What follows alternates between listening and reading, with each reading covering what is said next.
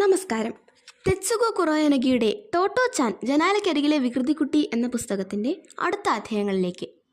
ഇന്നത്തെ വീഡിയോയിൽ ഈ പുസ്തകത്തിലെ 5-ാമത്തെ അധ്യായമാണ് ഉൾപ്പെടുത്തിയിരിക്കുന്നത്. 5-ാമത്തെ അധ്യായം, ഹെഡ് മാസ്റ്റർ. ടോട്ടോ ചാനും അമ്മയും അകത്തേക്ക് പ്രവേശിച്ചു.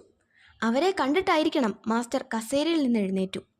നേർത്ത തലമുടി, വായിൽ ഏതാനും പല്ലുകൾ കാണാനില്ല, പക്ഷേ പ്രസന്നമായ മുഖം, അധികം ഉയരമില്ലെങ്കിലും ഉറപ്പു തോന്നിക്കുന്ന ചുമലുകൾ, ശ്രദ്ധയോടെ ധരിച്ച വസ്ത്രങ്ങൾ, സ്യൂട്ടിൻ്റെ നിറം നരച്ച കറുപ്പ്. തിടുക്കത്തിൽ തലയൊന്ന് താഴ്ത്തി വന്ദിച്ച ശേഷം ടോട്ടോച്ചാൻ ചോദിച്ചു, സ്റ്റേഷൻ മാസ്റ്ററാണോ സ്കൂൾ മാസ്റ്ററാണോ? അമ്മ ഒന്ന് പരിഭ്രമിച്ചു. അവർക്ക് എന്തെങ്കിലും പറയാനാവും മുമ്പ് മാസ്റ്റർ ഭവ്യതയോടെ പറഞ്ഞു, ഞാൻ ഇവിടുത്തെ ഹെഡ് മാസ്റ്ററാണേ. മാസ്റ്ററുടെ മറുപടി അവൾക്ക് ബോധിച്ചു. ഹായ്, എനിക്കിഷ്ടായി, ഞാൻ നിങ്ങളുടെ സ്കൂളിൽ ചേരാൻ പോവാ, ആഹ്ലാദത്തോടെ അവൾ പറഞ്ഞു. അവൾക്കിരിക്കാൻ ഒരു കസേര നീക്കിയിട്ടുകൊണ്ട് മാസ്റ്റർ അമ്മയോട് പറഞ്ഞു, നിങ്ങൾ വീട്ടിലേക്ക് പോയിക്കൊള്ളൂ, ഞാൻ ഇവളോടൊന്ന് സംസാരിക്കട്ടെ.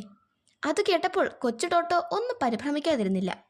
എന്നാൽ ആ നിമിഷം തന്നെ ഈ മാസ്റ്ററോടൊപ്പം കൂടുന്നതിൽ കുഴപ്പമൊന്നുമില്ലെന്ന് എന്തുകൊണ്ടോ അവൾക്ക് തോന്നി. ശരി, അങ്ങനെ ആവട്ടെ. അമ്മ ആത്മവിശ്വാസത്തോടെയാണ് അത് പറഞ്ഞത്. വാതിൽ തുറന്ന് അവർ പുറത്തേക്ക് നടന്നു മറഞ്ഞു. മുറിയിൽ ടോട്ടോച്ചാനും മാസ്റ്ററും മാത്രമായി.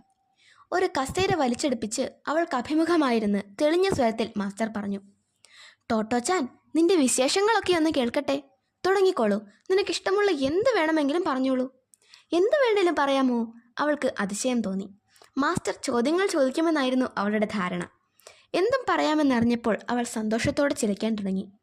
തങ്ങൾ വന്ന തീവണ്ടി വേഗത്തിൽ സഞ്ചരിക്കുന്നതിനെക്കുറിച്ച്, ടിക്കറ്റ് കളക്ടറുമായി ഉണ്ടായ വാഗ്വാദത്തെക്കുറിച്ച്, പഴയ സ്കൂളിലെ ടീച്ചറുടെ ചന്തത്തെക്കുറിച്ച്, കുരുവിയുടെ കൂടിനെക്കുറിച്ച്, കുസൃതിക്കാരനായ റോക്കി പട്ടിയുടെ വേലത്തരങ്ങളെക്കുറിച്ച്, കിൻഡർ ഗാർഡൻ ക്ലാസ്സിൽ വെച്ച് ഒരു കത്രിക വായിൽ വെച്ച് ക്ലിക് ക്ലിക് എന്ന ശബ്ദമുണ്ടാക്കിയതിനെക്കുറിച്ച്, ടോട്ടോ, അത് വായ്ക്കുള്ളിൽ നിന്നെടുക്ക്, നിന്റെ നാക്ക് മുറിഞ്ഞു പോകും എന്ന് ടീച്ചർ ശാസിച്ചതിനെക്കുറിച്ച്, താൻ ശബ്ദം പുറത്തു കേൾക്കാത്ത വിധത്തിൽ കത്രിക രഹസ്യമായി വായിൽ സൂക്ഷിച്ചതിനെക്കുറിച്ച്, ഇടയ്ക്ക് മൂക്ക് ചുറ്റുന്നത് കണ്ട് തനിക്ക് ജലദോഷമാണോ എന്ന് അമ്മ സംശയിക്കാറുള്ളതിനെക്കുറിച്ച്, അച്ഛൻ നന്നായി നീന്തുന്നതിനെക്കുറിച്ച്, വെള്ളത്തിലേക്ക് മനോഹരമായി ഊളിയിടുന്നതിനെക്കുറിച്ച്, എല്ലാം ഒരടുക്കും ചിട്ടയുമില്ലാതെ അവൾ പറഞ്ഞുകൊണ്ടേയിരുന്നു. മാസ്റ്റർ ഉത്സാഹപൂർവ്വം തല കുലുക്കിയും ഇടയ്ക്കിടെ മൂളിയും ചിരിച്ചും അവളെ പ്രോത്സാഹിപ്പിച്ചു.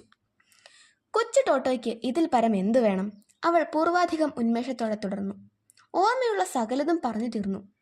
ഇനിയും കുഞ്ഞു വിരലുകൾ കൊണ്ട് വായി പൊത്തിപ്പിടിച്ച് കണ്ണുകൾ മുകളിലോട്ടാക്കി അവൾ ആലോചിച്ചു നോക്കി. ഇനിയും തീർന്നോ? മാസ്റ്റർ ചോദിച്ചു. നിർത്തുന്നത് നാണക്കേടാണ്. ഇതുപോലൊരവസരം ഇനി ഉണ്ടാകണമെന്നുമില്ല. പിന്നെ അവൾ തല പൊയ്ക്കഞ്ഞ് ആലോചിച്ചു. ആ കൊച്ചു തലയിൽ നിൽക്കാവുന്നതെല്ലാം അവൾ ഓർത്തെടുത്ത് കഴിഞ്ഞിരുന്നു. പെട്ടെന്ന് അവൾക്കൊരു ഉപായം തോന്നി. ഇനിയും ഇപ്പോൾ ഇട്ടിരിക്കുന്ന പുത്തൻ ഉടുപ്പിൻ്റെ കാര്യം പറയാം, അവൾ തീരുമാനിച്ചു.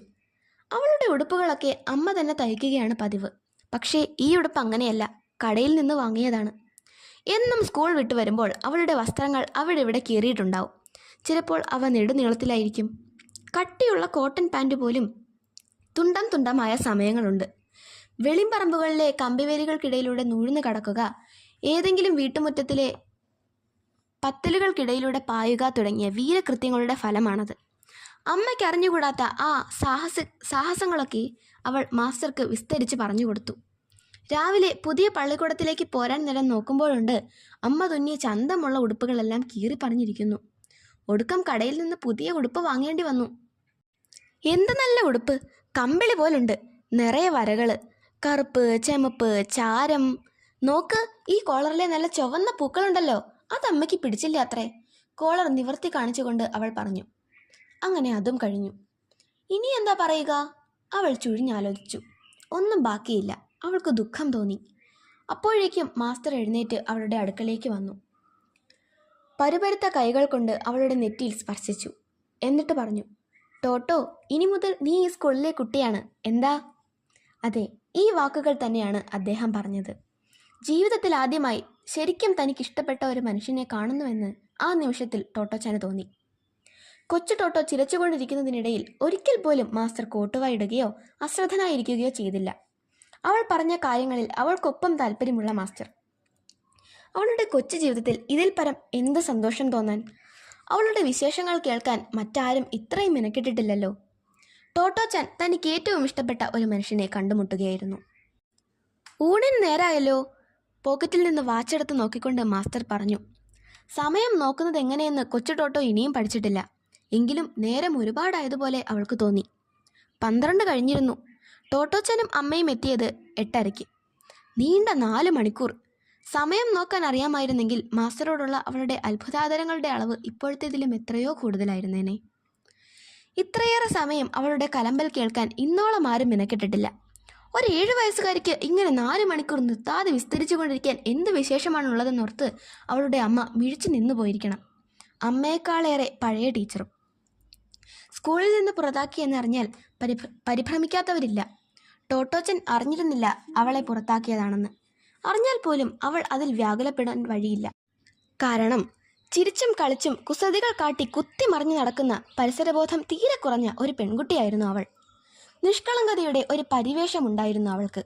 എല്ലാവരും തന്നെ കാണുന്നത് മറ്റു കുട്ടികളിൽ നിന്ന് വ്യത്യസ്തയായാണ്. അല്പം ഒരു അപൂർവതയോടെയാണ്. ഉള്ളിൻ്റെ ഉള്ളിൽ അവൾക്ക് തന്നെ അങ്ങനെ തോന്നിയിരുന്നു.